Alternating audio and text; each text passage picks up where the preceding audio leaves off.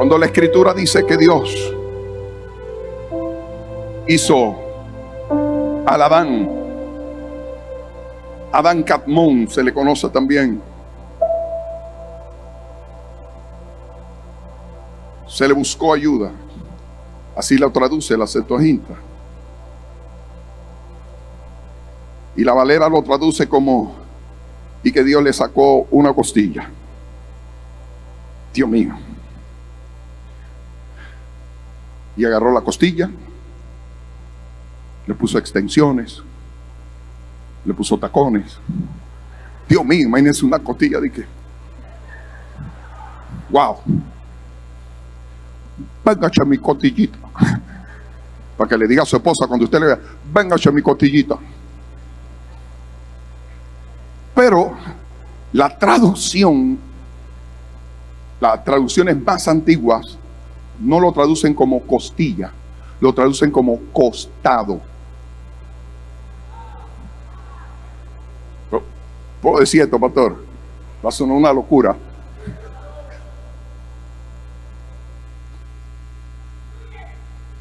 Así que dentro de esta, usted puede creer como no lo puede creer, dentro de este pensamiento postulado teológico, se dice que estaban unidos ambos por el costado, como si fueran siameses. Y a mí me cobra un poquito de sentido eso, porque hasta el día de hoy nacen así. Ahora, dice que cuando fue a hacer la cirugía, dice que los metió en un sueño profundo. Yo les hago una pregunta: ¿dónde en la Biblia está que después los despertó?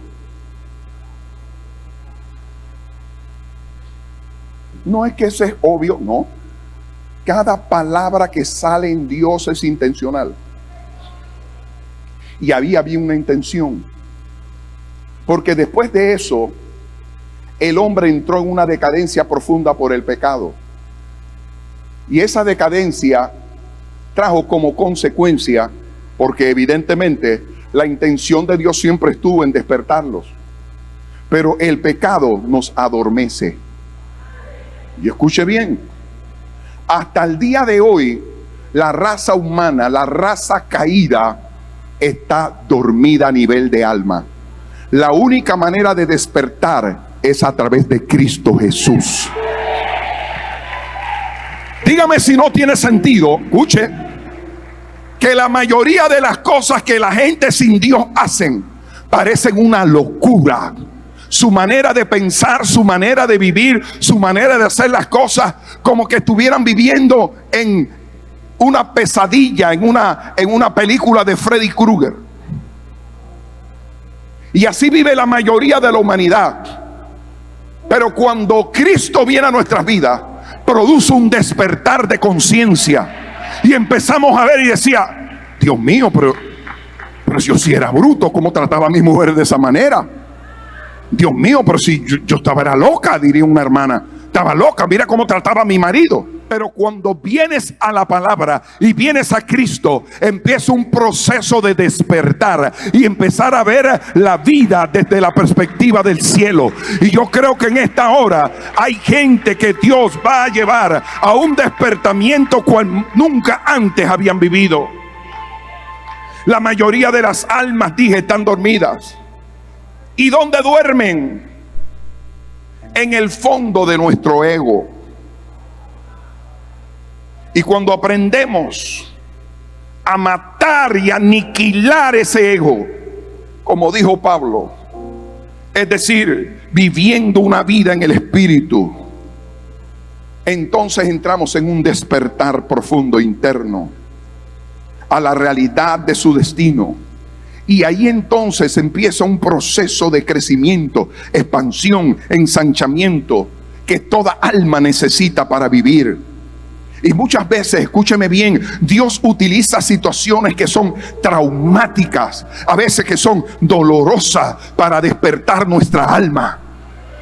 Por lo tanto, lo que hemos conceptuado como mal para nuestra vida no es ningún mal, es un despertar. Lo que a Job le pasó no fue un mal, fue un despertar a un nuevo nivel. Por eso la gente que despierta, igual que Job, su postrer estado viene a ser superior al primero. Por eso no le tengas miedo a la enfermedad, no le tengas miedo al problema, no le tengas miedo a la circunstancia, no le tengas miedo a lo que está pasando. Es Dios llamando la atención en un área de tu vida que necesita despertar para crecer y elevarte a un nivel superior. Alguien que alabe a Dios.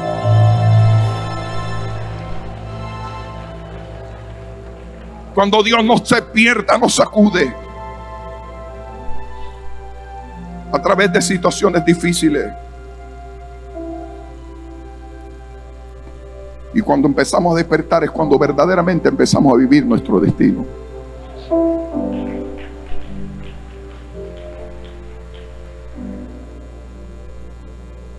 El próximo mes cumplo un año de haber despertado. Mi opinión, un año de haber despertado. Era un pastor dormido. Y ahora te voy a explicar eso cómo es. Ya me quedan 2 minutos.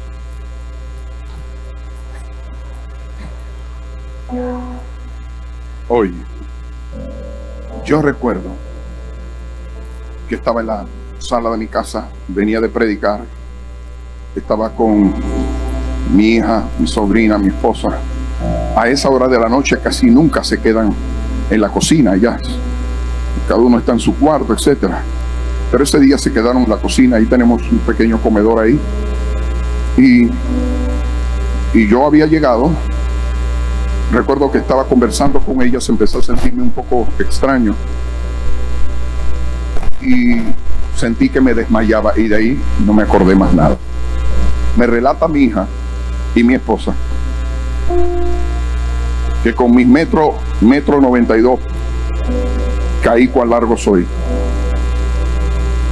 Y esta parte atrás de mi cabeza se dio contra el filo del mostrador. Los médicos dicen que ese es el lugar de no retorno, que el que se da ahí, patatay, lo perdimos. Cuando quedé en el piso, eso se hizo un mar de sangre. Mi hija se acercó, mi esposa, y lo primero que empezaron a clamar fue por misericordia. Apréndase esto. Olvídese de eso, de que mi mamá te sirve, que mi papá es un hombre de Dios, que mi papá es casi un arcángel. No, olvídese de eso. Olvídese de eso. Pida misericordia. En ese momento, mi hija está aquí. Bueno, ya ella se acostumbra a escucharme oír esto varias veces, pero yo sé que eso le trae ahí una cosa que se pone como nerviosa.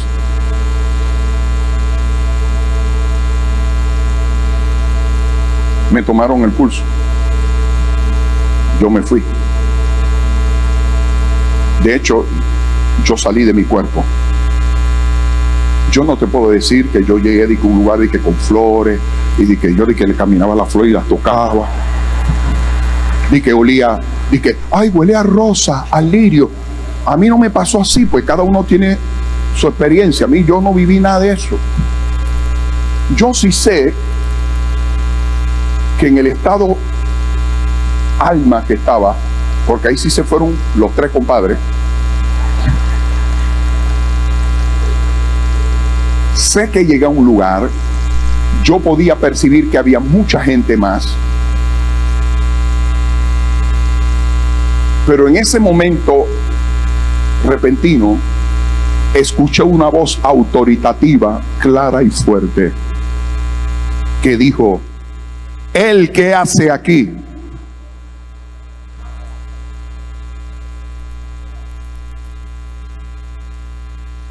Y eso me sacudí cuando oí esta voz. Y luego la voz volvió a decir: tiene que regresar. Es lo único que recuerdo. Luego de ello, los procesos que atravesé fueron uno tras otro.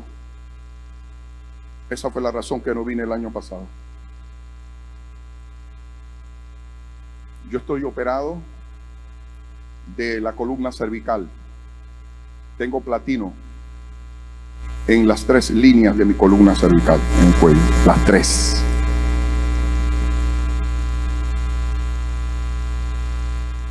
Ahora la hacen acá adelante. Y cada vez que me veo en el espejo, veo la misericordia de Dios. He aprendido a no quejarme. He aprendido a amar a todo el mundo. Aun el que me quiere maldecir y mentarme la madre, le digo, tienes toda la razón. Y si me pide que le bese el dedo gordo del pie, se lo beso y le quito la uña.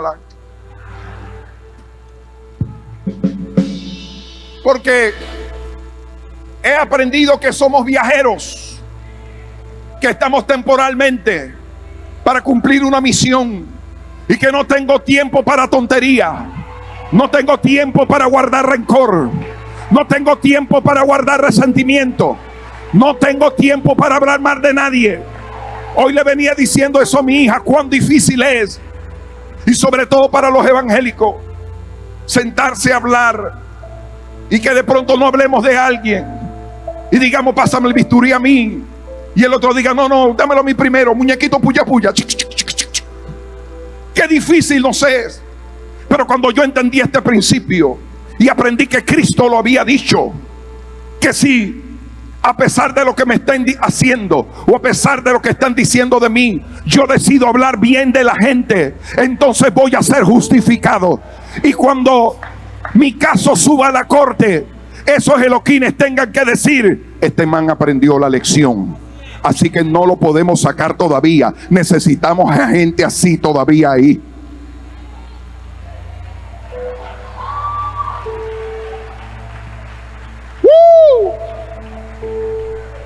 Me dijo alguien, pastor, ¿qué haces tú con esa persona? Tú sabías que había hablado peste de ti. Tú sabías que casi te crucifica, te baja de la cruz y te vuelve a clavar. ¿Qué haces? Tú eres muy noble. Yo no, noble no soy, soy vivo.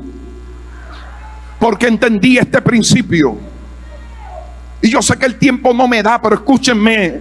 Yo sé que cada vez que usted sube de nivel de conciencia y bendice a sus enemigos y le camina una milla más, no, eso no es retórica, eso no es filosofía religiosa, son realidades profundas. Cada vez que usted hace eso, usted se eleva en conciencia y el cielo está obligado, escúchame, obligado a devolverte lo que tú le diste y a darle a él lo que él dio. Alguien que me...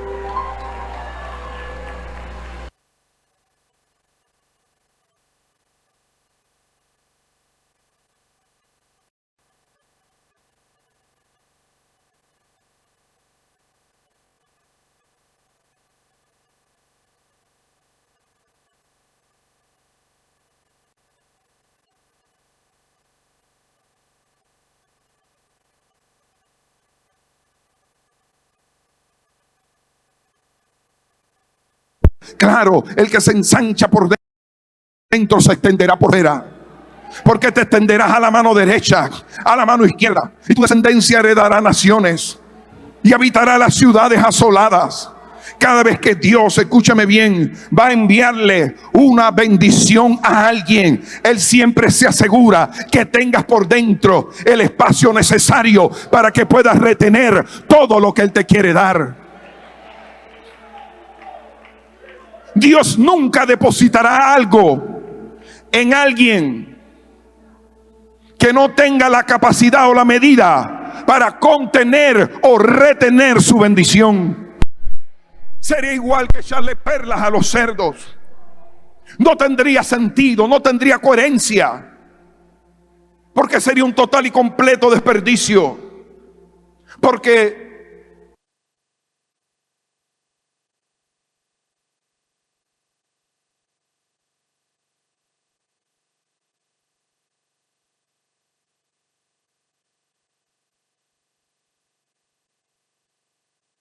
no tendrías la capacidad ni el espacio suficiente para contener y retener lo que Él siempre ha querido darte.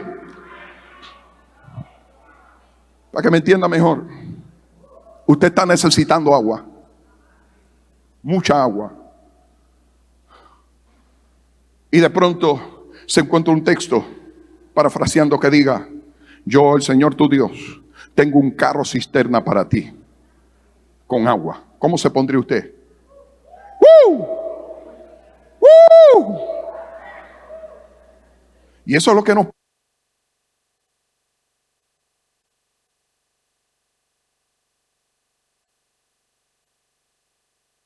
Grandes carros cisternas para mí. Mi padre tiene cantidad y cantidad de agua. ¡Woo! Pero entonces, cuando yo voy a mi padre, que me quiere bendecir, que ya me lo ha dicho, para recibir lo que Él me quiere dar, yo le salgo de que con un vasito de 8 onzas. Como una cosa ahí rara ahí.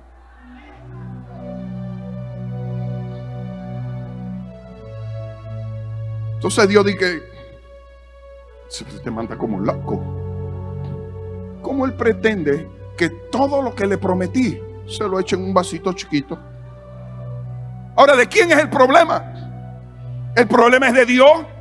Dios mío, tantos años y no me bendice. Es más, te estoy dudando lo que dice tu palabra. Di que tú eres el dueño del Irán, que tienes todo el agua para mí. ¿Y por qué a mí no? Porque te falta vasija. Te falta la capacidad para retenerla. Te falta la capacidad. Ay, Dios mío. Apóstol, tengo 10 años trabajando con esa gente. Usted no quiere ni saber. Usted me exige, me dice que lo reporte, que lo mismo 20 siempre, pero es que usted no sabe. Estoy peleando con brujos. Tarzán contra la tulivieja. Y te bajan con unos nombres de demonios y de cosas, porque ellos sí están peleando con el mismo ratatá. Tú no, tú estás en la ciudad, tú estás cómodo. No hay demonio, nada de eso. O sea, yo estoy peleando contra el mismo, justificando. Pero ¿sabe lo que falta? Falta galonaje, falta vasija. Mire, nadie construye un centro comercial en 200 metros cuadrados. ¿Por qué? Porque el sueño es demasiado grande y el espacio es muy chico. Y cuando es así, Dios quiere expandirte por dentro para que todo lo que Él te ha dicho se pueda hacer una realidad. Y yo espero que a partir de hoy empecemos en la construcción y en la reconstrucción de la vasija que necesitamos. Sí, aceite, claro que hay aceite, pero si me vienes con una totumita, me vienes con una vasijita, eso es lo que va a recibir. Pastor, pero entonces, ¿cómo se hace eso? Ya nos fuimos, se acabó. Dios mío, ¿qué es esto? Oye, no, yo no. Echenle la culpa al apóstol Brown. Ya el F dio la hora. ¿Por qué Dios no nos bendice? Repito, ¿por qué no hace efectivo lo que Él nos ha prometido muchas veces? Porque sería una verdadera locura soltar tanta bendición en alguien que no la va a poder retener. Oh Jerusalén, Jerusalén, cuántas veces, ay, cuántas veces quise, pero no pude, no yo, sino por ti.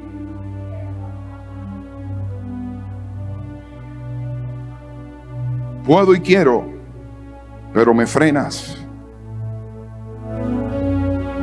Y el problema con la mayoría de cristianos evangélicos es que no reciben, no porque Dios no quiera o pueda, sino porque son muy pequeños por dentro. Por lo tanto, al no tener el espacio suficiente para lo que Dios nos quiere dar, el problema entonces está en mí. Dios no va a expandir lo que te corresponde hacer a ti. consigue tu vasija, no poca. Tú eres el que la tiene que conseguir. Ensancha. Yo no voy a ensanchar por ti. Tú tienes que ensancharlo. ¿Cuáles son esos elementos que nos tienen con un bajo galonaje, que no nos permiten recibir? Dije uno hace poco: la sin hueso. Apúntelo ahí en la nuca del que está al frente. La sin hueso.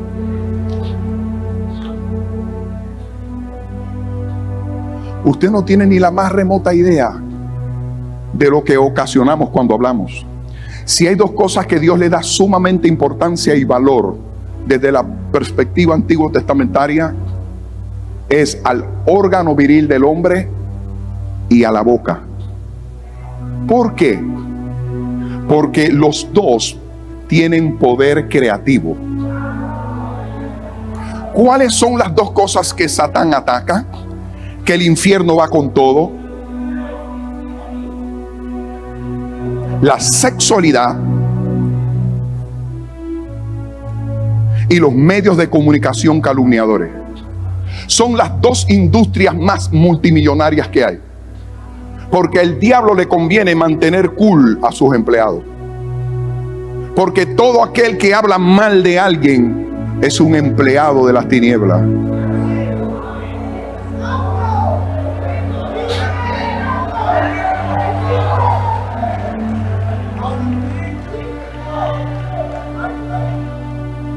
Y lo otro, la sexualidad. De hecho, tiro para atrás. Santiago mismo lo dijo. Santiago estaba pasado. El que puede refrenar la lengua, Dios mío, puede refrenarlo todo. Todo lo puede refrenar. Y si tú puedes lograr eso, vas a tener una vida de victoria. Explíqueme eso. ¿Cómo Israel, siendo 9 millones de habitantes, rodeado de más de 300 millones de enemigos, y de que no le pueden ganar? Explíqueme eso. Es como poner a pelear un peladito de 9 años con uno de 25. Y el de 25 se queje del de 9 años ante las Naciones Unidas. Dice que ese niño me tiene el ojo hinchado. A mí me daría vergüenza.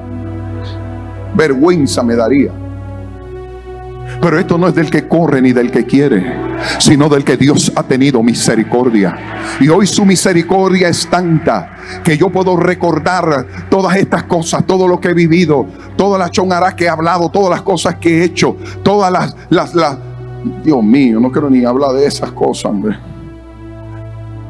Pero cuando aprendí este misterio, entendía que después de cada ataque, de cada provocación para soltar mi lengua y solamente quedarme callado, eso implicaba que tiempo después, meses, Jesús dijo: déjamelo por 1 año. Y he visto la mano de Dios estos días. ¿Qué estás haciendo, apóstol? ¿Cómo lo están haciendo? ¿Cómo compraron eso? ¿De dónde está saliendo esto? Te explico: quedarme calladito y esperar en Dios. Dios mío, no.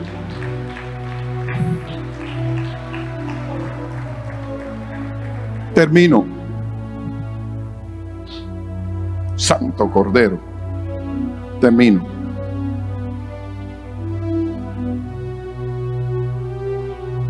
Dentro de las cortes celestiales,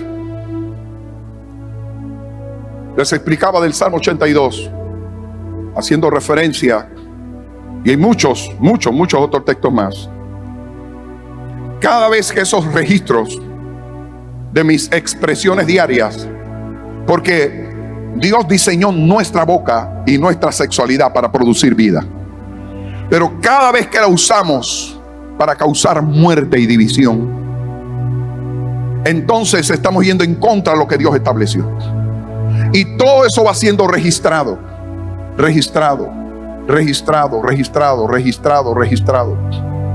Y eso, metafóricamente hablando, son como una especie de facturas. Y así como hay facturas negativas, también hay facturas positivas. Lo repito: Así como hay facturas negativas, hay facturas positivas. Y lo acabamos de leer de labios del mismo Jesús. De lo que hables serás condenado o justificado.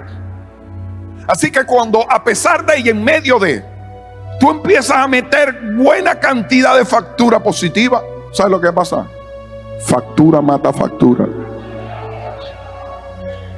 Y cuando el diablo quiere decir, no porque fulano, no porque esto, no porque... Tengo que tirar para atrás aquí. ¿Por qué se le llama corte celestial? Porque tiene un juez, porque tiene fiscales y tiene abogado defensor. La Biblia dice que Dios es nuestro juez. Ese es el nombre de Daniel. Dios es mi juez. Pero también hay un fiscal. Y los fiscales son los que acusan. ¿Quién es el acusador de nuestras almas? Satanás. Pero hay un abogado defensor. Dios mío. Pregunto, ¿quién es tu abogado defensor? Jesus. Se llama Jesús. Ahora, cada vez que hablas mal de alguien, estás haciendo papel de juez. Y si tú quieres ser juez, estás usurpando funciones. Y usurpar funciones tanto públicas como celestiales es penado y es condenado. Por eso somos condenados muchas veces por querer juzgar cuando no nos corresponde a nosotros. Cuando queremos acusar como fiscales, estamos haciendo el papel del diablo. Y sabemos qué le va a pasar al diablo, que le queda poco tiempo. Y yo espero que a ti no te quede poco tiempo. Dios te quiere dar largura de día. Por eso retírate de esa función, porque no es el papel que Dios te ha dado. Aún inclusive, no, yo meto mi mano por él. Yo meto la mano en la candela. No metas la mano por alguien. Intercede por él. Pide por misericordia. Pastor, pero si no soy juez, no soy fiscal, no soy abogado defensor, ¿qué rayos soy yo entonces, pastor? La Biblia dice en Corintios que Él nos ha dado el ministerio de la reconciliación. Y lo que tenemos que hacer es reconciliar a las vasijas sin forma, a las vasijas desfiguradas, a los platos, como me pasó a mí en el microondas, y traerlo ante Dios para que Él los enderece, para que Él les dé la forma. Ponte de pie.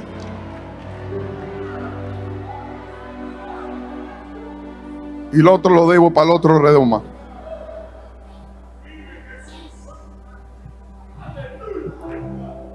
Se lleva algo para la casa. Renuévame, Señor Jesús. Ya no quiero ser igual. Renuévame, Señor Jesús.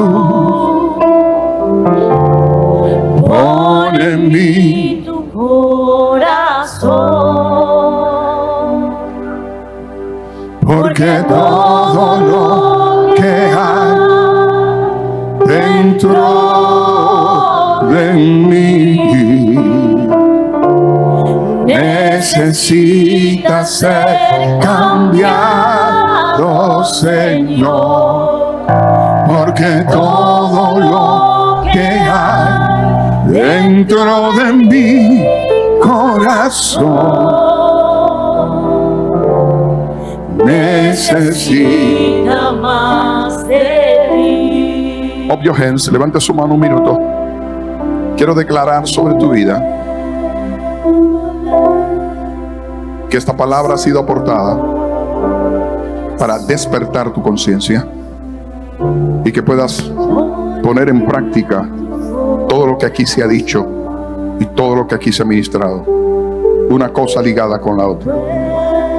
Pero también tengo la fe y la esperanza en Dios, que puedas tener un reciclaje mental de aquellas cosas que te han estado sucediendo que hay la posibilidad que sean facturas de arriba.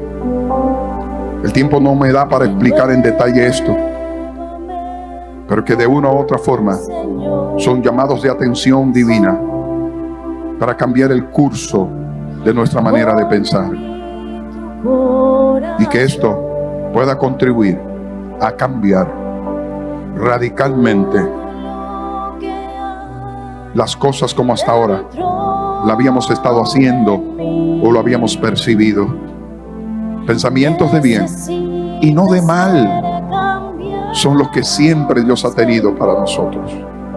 Por lo tanto, en este momento le doy gracias a Dios por todo el mover de su espíritu, y que vasijas nuevas, no pocas, serán transformadas, y todo lo que se profetizó y todo lo que se declaró desde la eternidad, todo lo que cargas por dentro, dones, talentos, habilidades, potenciales, se verán manifiestas en los próximos días a través del crecimiento y la expansión de nuestra vasija.